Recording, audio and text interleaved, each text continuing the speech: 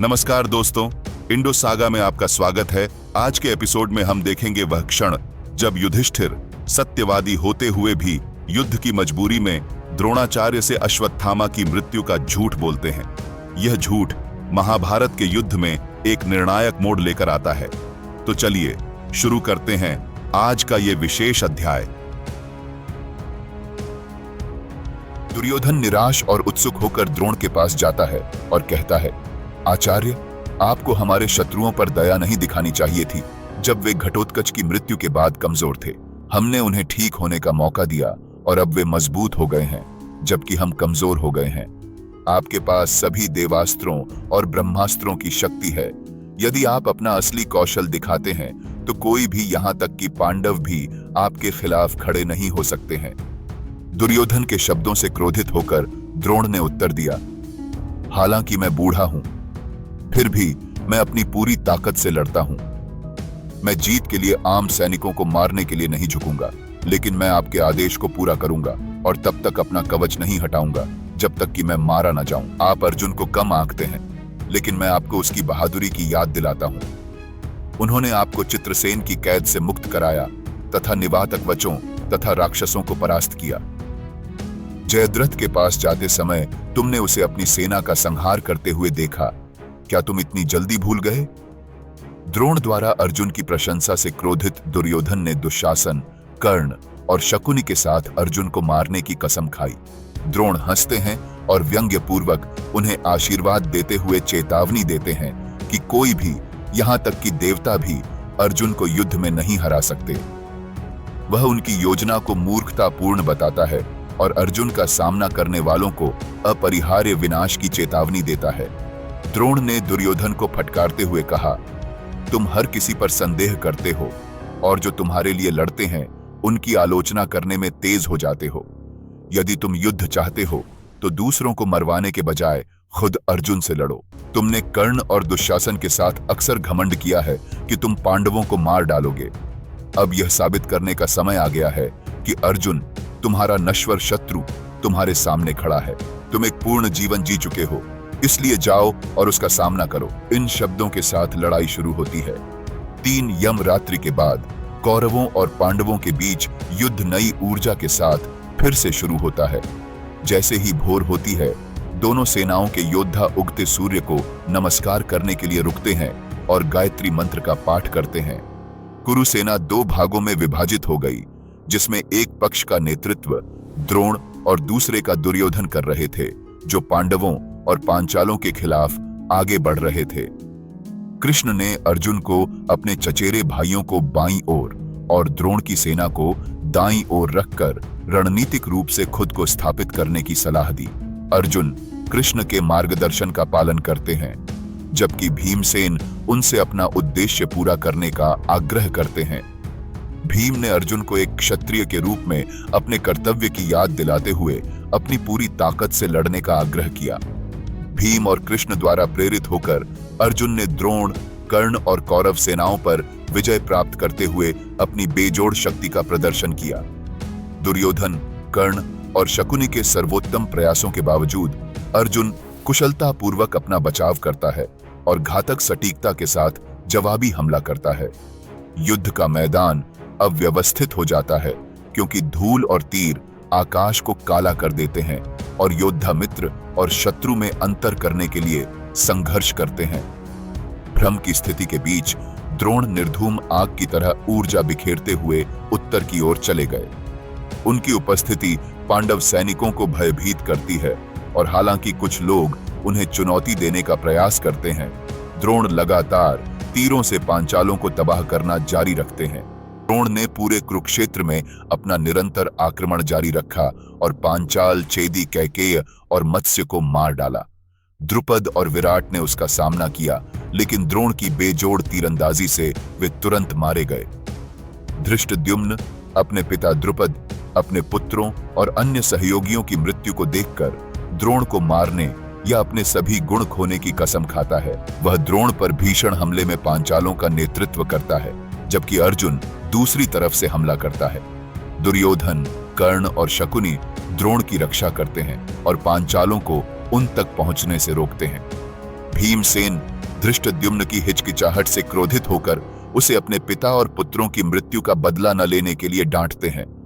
इसके बाद भीम द्रोण की सेना में घुस जाता है और दुश्मन के खेमे को भेद देता है। घुड़सवार महारथियों से भिड़ते हैं, हाथी घुड़सवारों से भिड़ते हैं और पैदल सैनिक थके हुए और भूखे होने के बावजूद अथक संघर्ष करते हैं।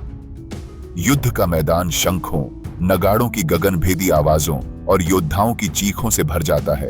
जैसे जैसे अराजकता और नरसंहार तेज होता जाता है, चीखें और कराहें एक भयानक लहर के रूप में पूरे मैदान में गूंजने लगती हैं। थके हुए घोड़े और हाथी गतिहीन खड़े हैं, जबकि रथ खून से लथपथ धरती पर आगे बढ़ने के लिए संघर्ष कर रहे हैं। केवल द्रोण और अर्जुन ही अप्रभावित रहते हैं, अपने सैनिकों का नेतृत्व करते हैं, जबकि अन्य नष्ट हो जाते हैं। कौरवों और पांचालों की सेनाएं अराजकता में अप्रभेद्य हो जाती हैं, क्योंकि धूल के बादल मैदान को अस्पष्ट कर देते हैं, जिससे योद्धाओं या दिशाओं को देखना असंभव हो जाता है। जैसे जैसे लड़ाई तेज होती जाती है, आकाश धूल और तीरों के झुंड से काला हो जाता है, जिससे दोस्त और दुश्मन में अंतर करना असंभव हो जाता है। हत्या के उन्माद से व्याकुल योद्धा अपने रास्ते में आने वाले किसी भी व्यक्ति को मार गिराते हैं। अचानक तेज हवाओं ने धूल को साफ कर दिया, जिससे युद्ध के मैदान में खून की बारिश होने लगी, जहां हाथी, घोड़े और योद्धा लाल रंग में नहाए हुए थे। 4 कौरव महारथियों दुर्योधन, कर्ण, द्रोण और दुशासन ने नए जोश के साथ हमला किया और पांडवों को तीव्र द्वंद्व में उलझा दिया। युद्ध क्षेत्र कटे हुए अंगों, टूटे हुए रथों और गिरे हुए योद्धाओं से अटा पड़ा है, जो अथक और घातक युद्ध का एक गंभीर प्रमाण है। चमचमाते आभूषणों और हथियारों से बिखरा हुआ युद्ध क्षेत्र तारों से भरे आकाश जैसा दिखता है। दुर्योधन और नकुल के बीच भयंकर द्वंद्व शुरू हो जाता है। दोनों बदला लेने की प्यास से प्रेरित होते हैं। नकुल ने बाणों की झड़ी लगा दी, जिसका पांडव सैनिकों ने उत्साहवर्धन किया। हालांकि दुर्योधन ने शक्तिशाली तीरंदाजी के साथ नकुल के हमले का मुकाबला किया, जिससे उसे पीछे हटने के लिए मजबूर होना पड़ा। सैनिक दुर्योधन के कौशल की सराहना करते हैं, जबकि नकुल क्रोधित होकर उसे लड़ाई जारी रखने के लिए चुनौती देता है। दुशासन ने सहदेव पर हमला किया, लेकिन सहदेव ने तेजी से दुशासन के सारथी का सिर काट दिया, जिससे घोड़े बेकाबू हो गए। कुशल सारथी दुशासन ने तुरंत नियंत्रण हासिल किया और हमला फिर से शुरू किया, लेकिन सहदेव ने घोड़ों को घायल कर दिया, जिससे वे फिर से उछल पड़े। दुशासन नियंत्रण पाने के लिए संघर्ष करता है और सहदेव लगातार उस पर तीरों से हमला करता है। कर्ण दुशासन की सहायता के लिए दौड़ता है, लेकिन भीम उसे रोकता है और 3 शक्तिशाली बाणों से घायल कर देता है। क्रोधित कर्ण भीम पर बाणों की वर्षा करता है और दोनों योद्धा तीरंदाजी छोड़ गदा युद्ध में उतर जाते हैं। भीम ने कर्ण के रथ को तोड़ दिया, लेकिन कर्ण ने जवाबी हमला करते हुए भीम को निहत्था कर दिया और उसके घोड़ों को मार डाला। भीम तब नकुल के रथ पर चढ़कर युद्ध जारी रखते हैं। इसी बीच द्रोण और अर्जुन अद्वितीय कौशल का प्रदर्शन करते हुए एक भयंकर द्वंद्व में उलझ जाते हैं। द्रोण शक्तिशाली अस्त्रों का प्रयोग करते हैं, लेकिन अर्जुन हर बार उनका मुकाबला करता है। जैसे ही वे लड़ते हैं, आकाश देवताओं, गंधर्वों और अर्षियों से भर जाता है, जो इस असाधारण युद्ध को देखने आते हैं। उनका युद्ध इतना तीव्र है कि यह ब्रह्म युद्ध जैसा प्रतीत होता है, जो नश्वर समझ से परे है। द्रोण ने शक्तिशाली ब्रह्मास्त्र का आह्वान किया, जिससे पृथ्वी और स्वर्ग कांप उठे, लेकिन अर्जुन ने अपने ब्रह्मास्त्र से उसका मुकाबला किया और दोनों अस्त्र एक दूसरे को निष्क्रिय कर देते हैं, जिससे युद्ध क्षेत्र में शांति आ जाती है। अंततः यह महसूस करते हुए कि वे एक दूसरे को हरा नहीं सकते, द्रोण और अर्जुन अपना द्वंद्व समाप्त कर देते हैं और दोनों सेनाएं फिर से व्यापक अराजकता में उलझ जाती हैं। कुरुक्षेत्र विनाश और अंधकार से घिरा हुआ है और आकाश तीरों की बौछार से अस्पष्ट हो गया है, जिससे उड़ने वाले प्राणियों के लिए उड़ना असंभव हो गया है। नरसंहार के बीच दुशासन धृष्टद्युम्न से लड़ता है, लेकिन तीरों की बौछार से पीछे हटने को मजबूर हो जाता है। धृष्टद्युम्न अपने मुख्य लक्ष्य द्रोण की ओर बढ़ता है, जबकि नकुल और सहदेव कृतवर्मन और उनके भाई को रोकते हैं। योद्धा क्षत्रिय धर्म का पालन करते हुए उचित हथियारों से लड़ते हैं। धृष्टद्युम्न द्रोण की ओर बढ़ता है, जबकि दुर्योधन उसका सामना करता है। लेकिन सात्यकी हस्तक्षेप करता है। दोनों, कभी बचपन के मित्र, अब एक भयंकर द्वंद्व में उलझ जाते हैं।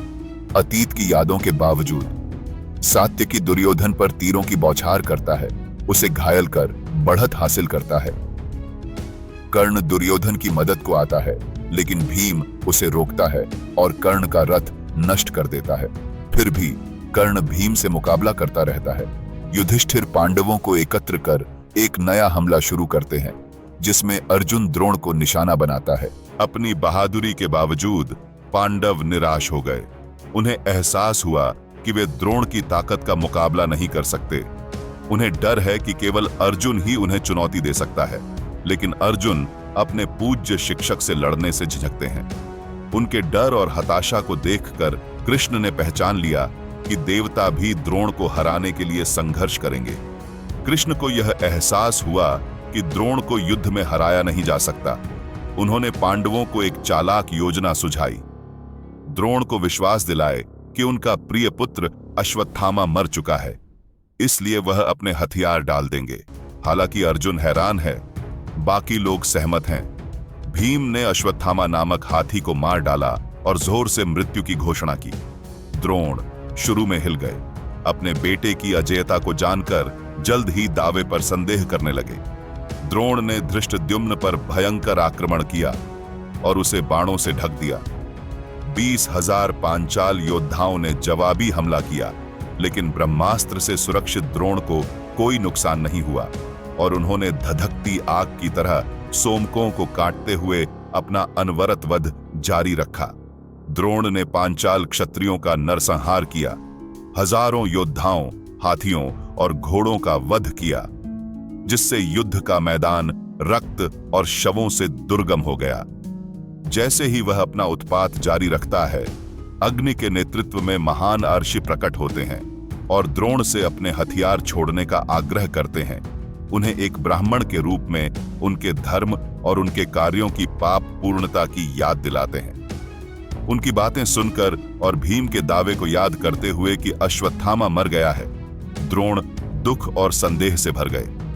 अपनी निराशा में वह युधिष्ठिर के पास जाता है, जिस पर वह पूरा भरोसा करता है, यह पुष्टि करने के लिए कि क्या उसका बेटा सचमुच मारा गया है।